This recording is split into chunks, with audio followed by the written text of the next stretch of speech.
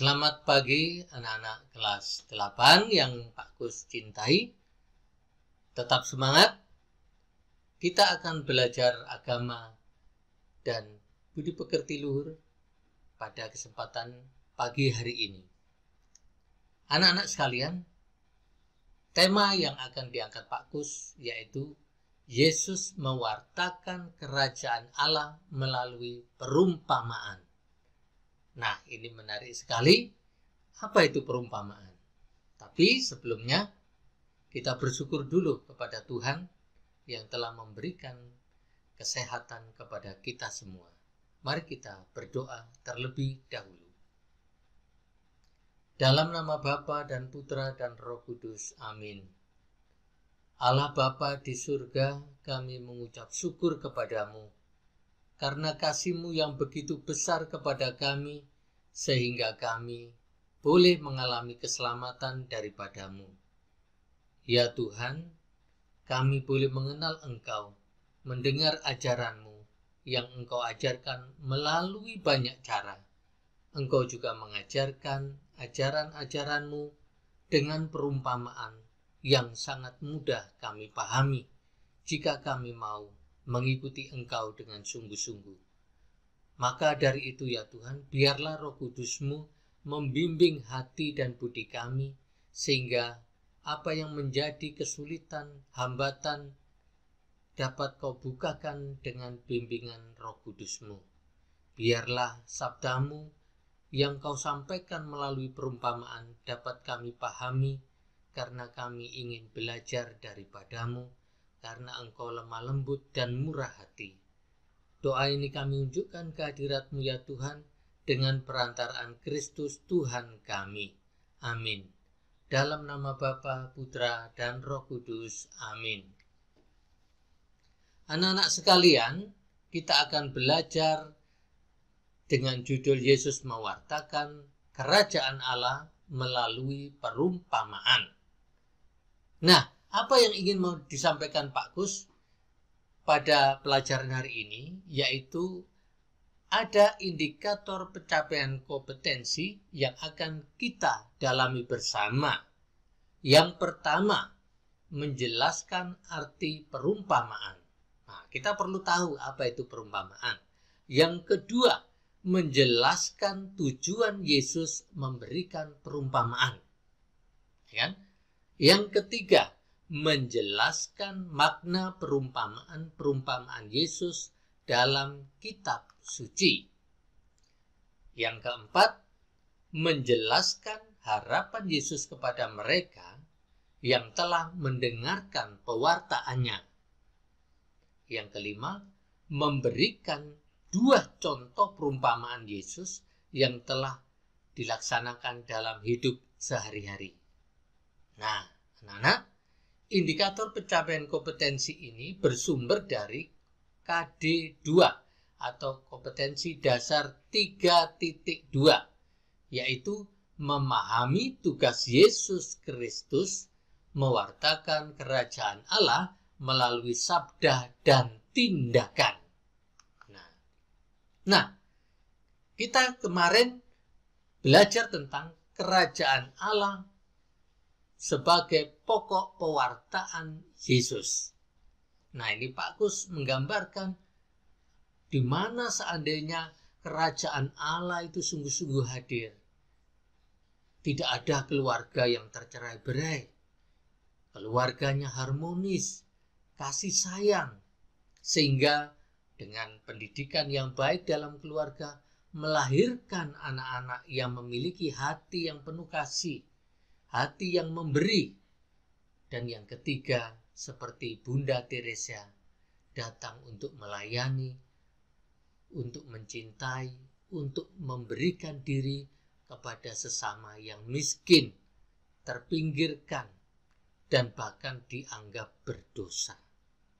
Nah, anak-anak, kita mengingat kembali, mereview apa sih kerajaan Allah.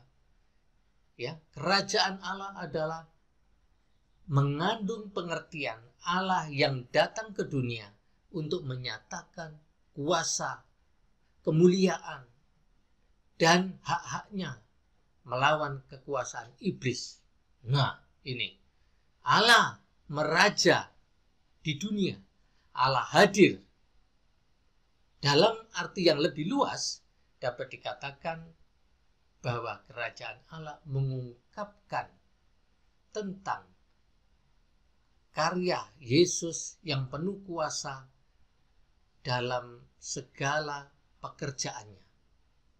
Nah, nanti kita lihat melalui perumpamaan-perumpamaan, Yesus memberi pesan begitu penting kepada kita.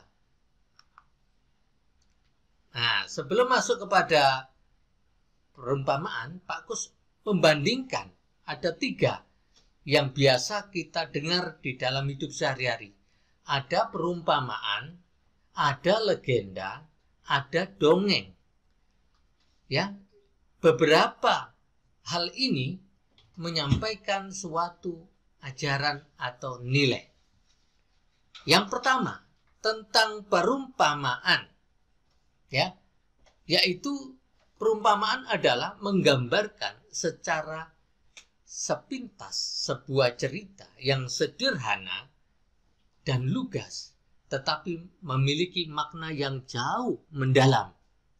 Ya, contoh, kalau perumpamaan yang pernah disampaikan Yesus dan tertulis dalam Injilnya, yaitu tentang perumpamaan biji sesawi, perumpamaan mutiara dan harta terpendam, perumpamaan seorang penabur, perumpamaan lalang di antara gandum, dan lain-lain. Ini hanya beberapa yang disampaikan Pak Kus. Lalu apa bedanya dengan legenda?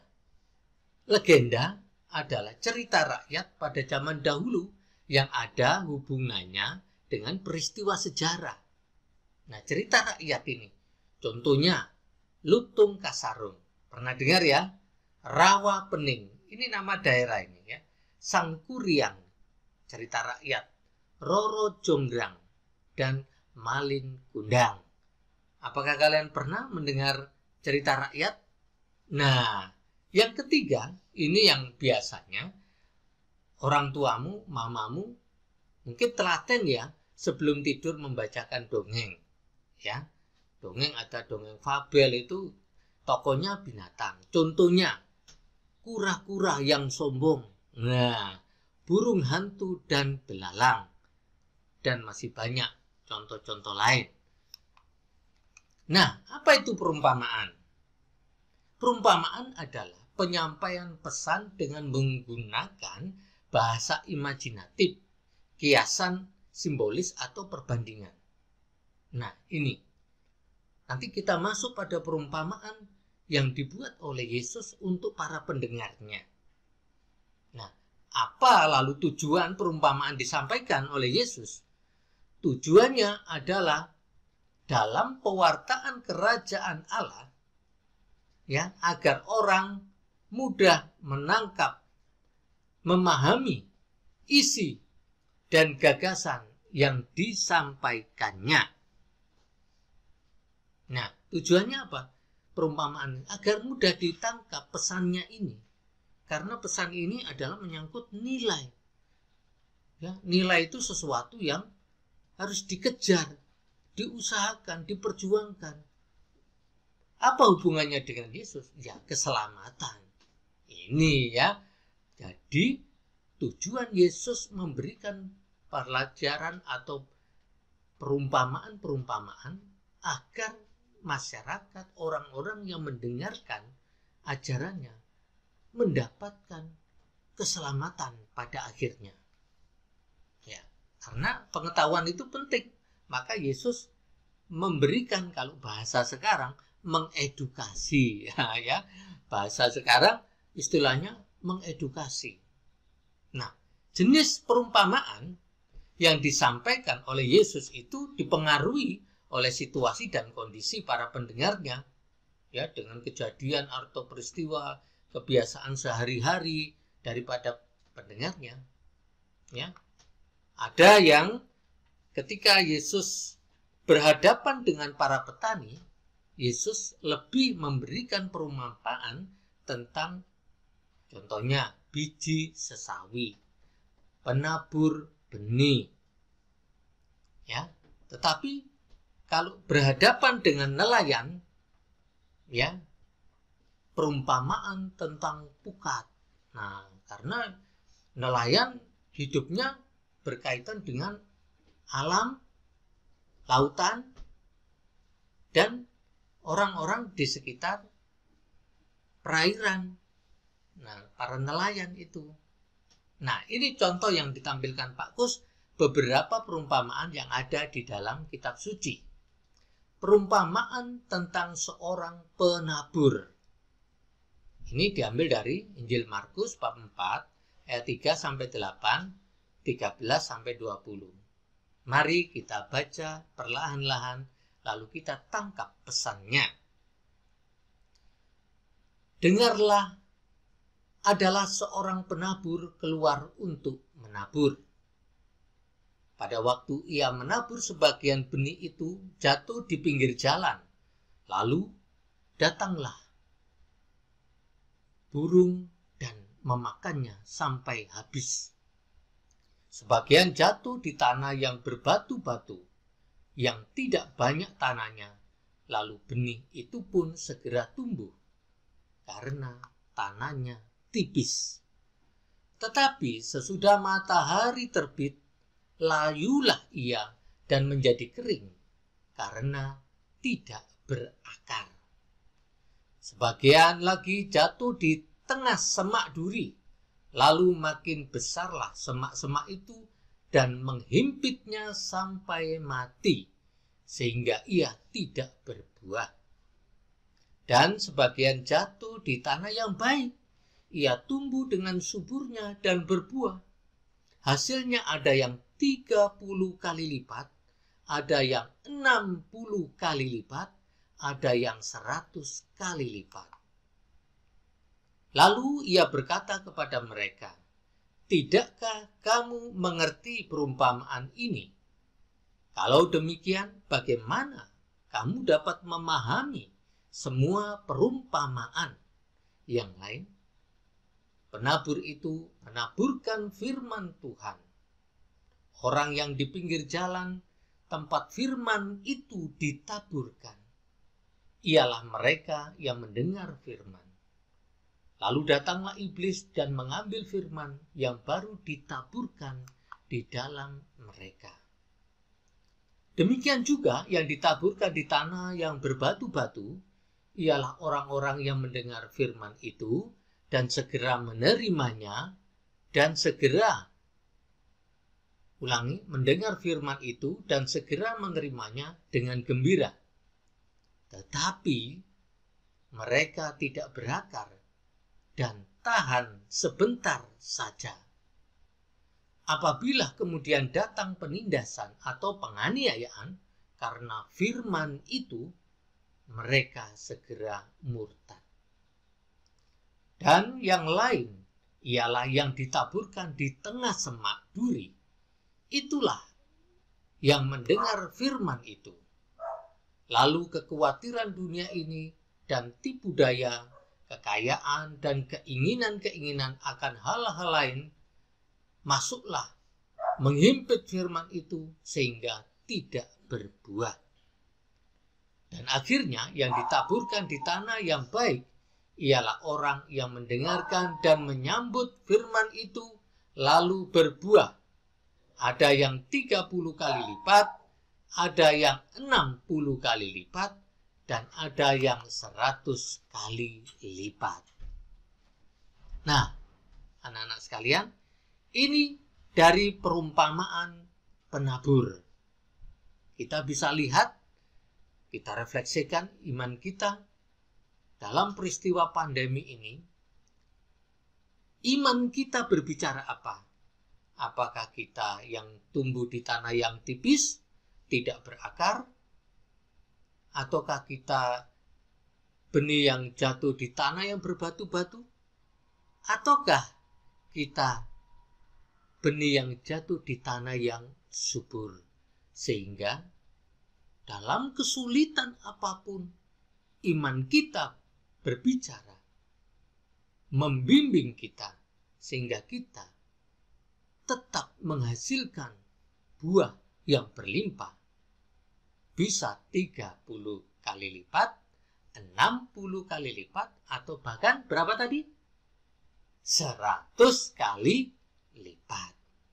Nah, anak-anak sekalian, apa sih yang mau disampaikan oleh Yesus dalam perumpamaan penabur?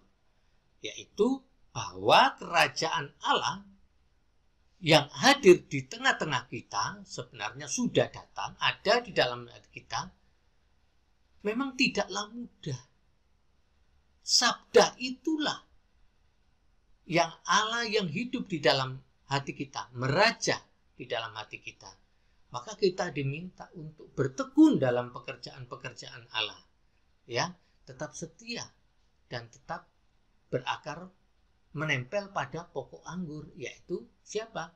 Yesus sendiri. Nah, anak-anak, pasti kita akan menghasilkan buah yang berlimpah. Jangan pernah terpisah dari pokok anggur. Ingat lagunya ya, Yesus pokok dan kitalah carangnya, tinggallah di dalam Dia. Yesus pokok dan kitalah carangnya, tinggallah di dalamnya, dan seterusnya. Oke. Perumpamaan yang kedua, perumpamaan tentang benih yang tumbuh. Nah, lalu kata Yesus, beginilah hal kerajaan Allah itu, seumpama orang yang menaburkan benih di tanah. Lalu pada malam hari ia tidur, dan pada siang hari ia bangun, dan benih itu mengeluarkan tunas, dan tunas itu makin tinggi. Bagaimana terjadinya? Tidak diketahui orang itu. Bumi dengan sendirinya mengeluarkan buah.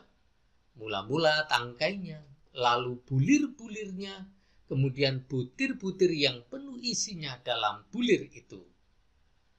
Apabila buah itu sudah cukup masak, orang itu segera menyabit, sebab musim menuai sudah tiba. Nah, perumpamaan pada benih yang tumbuh, apa yang mau disampaikan Yesus? Perumpamaan ini mau menyampaikan bahwa kerajaan Allah itu seumpama benih yang sudah ditaburkan. Lalu ia tumbuh dengan sendirinya. Dan kalian tahu, setelah petani menabur benih, dia pulang. Dia tidak tahu kapan tumbuhnya. Nah, kalau itu dipakai CCTV mungkin bisa diamati prosesnya. Tapi kan nggak mungkin kalau di tengah sawah begitu ada itu ya. Biasanya para petani habis menabur langsung pulang ke rumah. Besok dilihat lagi, tahu-tahu, sudah 3 bulan waktunya panen. Kenapa Pak Kus tahu? Karena rumahnya Pak Kus sampingnya adalah sawah. Dan kalau tetangganya Pak Kus menanam padi, itu bisa dilihat dari membuat benih, kemudian ditanam kecil-kecil, mulai tumbuh-tumbuh, dan 3 bulan itu sudah siap panen. Kalau itu padi, ya. Nah, dengan ini sebenarnya iman itu seperti benih yang tumbuh. Yang penting adalah ada relasi terus dalam mengembangkan iman kita. Dengan siapa? Ya dengan Allah sendiri, ya. Supaya kita bertumbuh seperti benih yang tumbuh. Dalam peristiwa hidup apapun, kita tidak goyah iman kita. Ya, kadang-kadang kan kita melihat ya, teman-teman kita mulai goyah. Apa tandanya? Lah kalau ulangan itu mulai goyah ya, lalu nyontek. Teman-temannya goyah ya. Akhirnya apa yang terjadi? Yaitu tidak setia terhadap panggilan Allah. Anak-anak sekalian, kita masih belajar dalam atau dengan perumpamaan yang dibuat oleh Yesus untuk para pendengarnya. Apa itu? Berikutnya, lalang di antara gandum. Nah, apa kisahnya? Yesus membentangkan suatu perumpamaan lain lagi kepada mereka. Katanya, hal kerajaan surga itu seumpama orang yang menaburkan benih yang baik di ladangnya. Tetapi pada waktu semua orang tidur, datanglah musuhnya menaburkan benih lalang di antara gandum itu. Lalu pergi. Ketika gandum itu tumbuh dan mulai berbulir, nampak jelas lalang itu.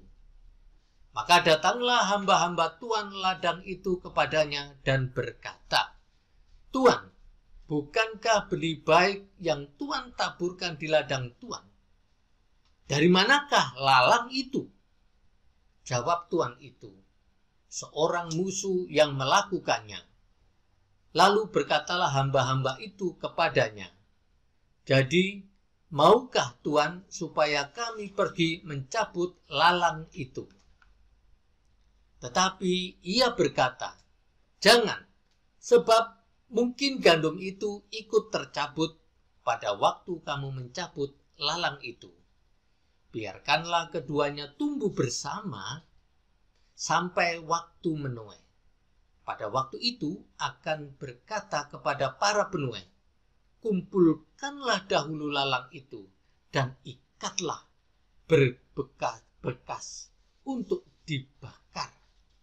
Kemudian kumpulkanlah gandum itu ke dalam lumbungku.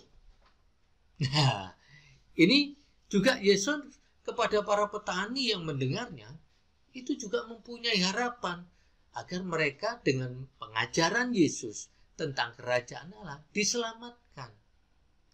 Nah, perumpamaan lalang di antara gandum mau menjelaskan bahwa tegaknya kerajaan Allah itu bisa terjadi atau terjadi bila yang baik dan yang jahat bisa hidup bersama. Dan itu yang diharapkan Allah. Loh, nggak mungkin Pak, yang baik sama yang jahat itu hidup bersama. Iya, lihat aja sementara ini. Ketika kamu mau berbuat baik, ada mungkin orang lain yang berbuat jahat. Lalu, apakah kita mau bertindak kekerasan dengan orang-orang demikian? Tidak. Apa tujuan Yesus? Justru tujuan Yesus adalah kita yang menjadi terang, mengajak saudara-saudara kita yang kurang baik, ya, untuk menuju kebaikan. Supaya apa? Supaya mereka pun memperoleh keselamatan. Pak, teman saya itu selalu menyakiti, Pak. Kalau ajaran Tuhan Yesus, ya tetap mengampuni. Sampai kapan Pak mengampuni? Ya sampai terus mengampuni, tidak pernah habis. Karena Yesus sendiri ingat memberi teladan demikian. Tidak ada sekali, dua kali dengan syarat. Nah, ternyata menjadi orang Katolik itu, beriman Kristiani itu tidaklah mudah. Ya kan? Nah, masih ada lagi perumpamaan ini. Perumpamaan tentang harta terpendam dan mutiara berharga.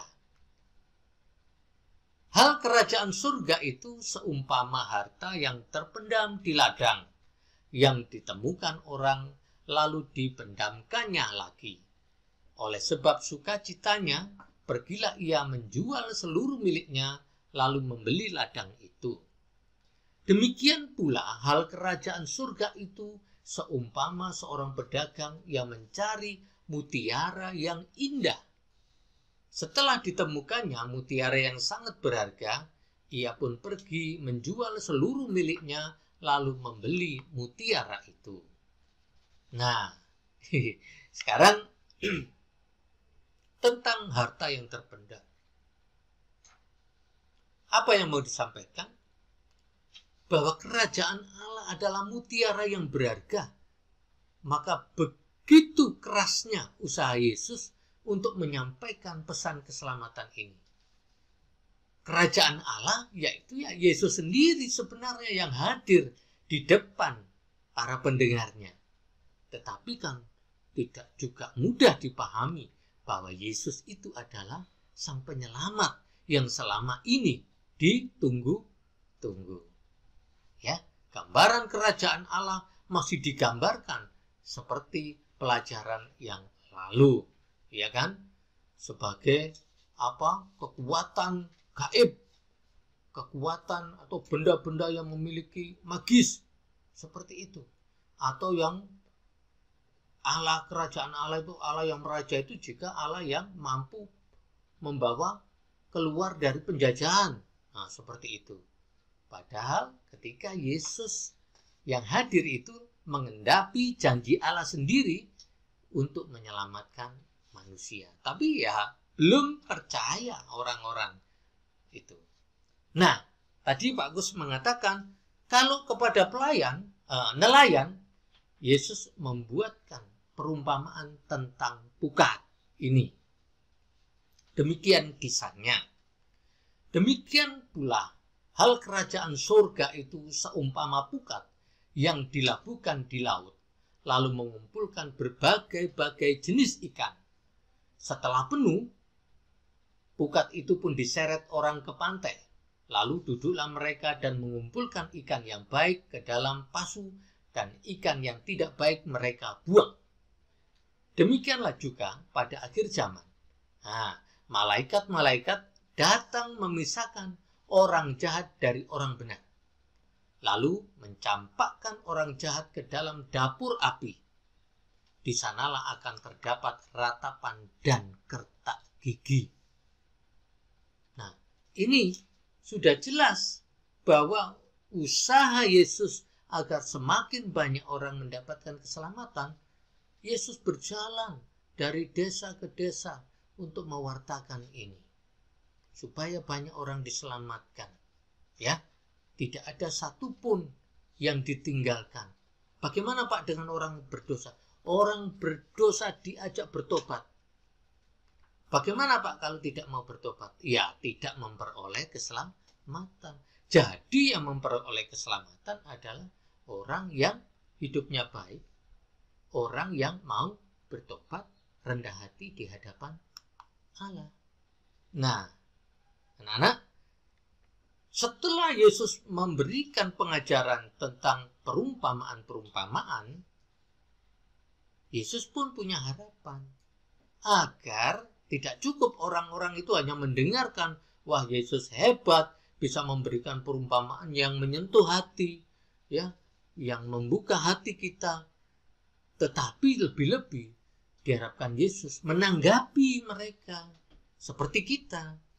Juga mendengarkan sabda Yesus yang dibacakan dalam perayaan Ekaristi, atau kita membaca kitab suci sendiri.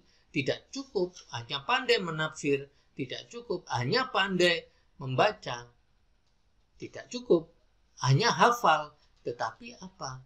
Mampu menanggapi dan melaksanakan firman itu dalam hidup sehari-hari. Ya, itu anak-anak yang bisa disampaikan Pak Kus pada pembelajaran hari ini.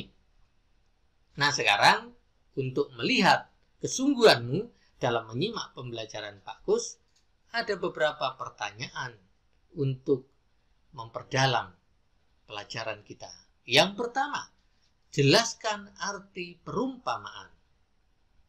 Yang kedua, jelaskan tujuan Yesus memberikan perumpamaan. Yang ketiga, jelaskan makna perumpamaan Yesus dalam kitab suci. Nah, tadi Pak Gus sudah menjelaskan ada beberapa ya. Coba kalian dalami lagi dari video ini. 4. Jelaskan harapan Yesus kepada mereka yang telah mendengarkan pewartaannya. Yang kelima, berikan 2 contoh perumpamaan Yesus yang telah kalian terapkan dalam hidup sehari-hari. Nah, dari perumpamaan-perumpamaan tadi intinya adalah kalian diminta untuk menanggapi dan melaksanakan dalam hidup sehari-hari. Nah, berikan contoh pengalaman imanmu sehingga kalian bisa dikatakan ya yang telah menerapkan sabda Allah dalam hidup sehari-hari. Sabda Yesus, siapa yang bertelinga, hendaklah ia mendengar. Kalian mendengar, kalian melihat perumpamaan yang diajarkan Yesus melalui video pembelajaran ini. Nah, kalau kalian mendengar, siapa yang bertelinga, hendaklah ia mendengar. Nah, oleh karena itu ya kita harus tahu tadi selama proses pembelajaran ya mendengarkan dengan sungguh-sungguh ya, sehingga kalau ada pertanyaan kalian tahu apa yang harus kalian lakukan. Oke anak-anak, sekian dan terima kasih. Tapi sebelum Pak Gus menutup pelajaran ini, kita akhiri dengan berdoa. Mari kita ambil sikap doa yang baik. Dalam nama Bapa dan Putra dan Roh Kudus. Amin. Ya Tuhan, kami mengucap syukur karena Engkau begitu mencintai kami. Segala cara Kau lakukan agar kami memperoleh keselamatan. Lebih-lebih pada pagi hari ini Engkau menyapa kami tentang materi perumpamaan yang Kau berikan kepada para murid-murid-Mu. Semoga ya Tuhan, kami tidak hanya mendengarkan perumpamaan yang Kau ajarkan, lebih-lebih kami mampu melaksanakan apa yang Kau harapkan di dalam perumpamaan tadi. Tuhan, tinggallah beserta kami dengan Roh Kudus-Mu, sehingga kami mampu melaksanakan sabda-Mu kini dan sepanjang segala masa. Amin. Dalam nama Bapa dan Putra dan Roh Kudus. Amin. Sampai jumpa.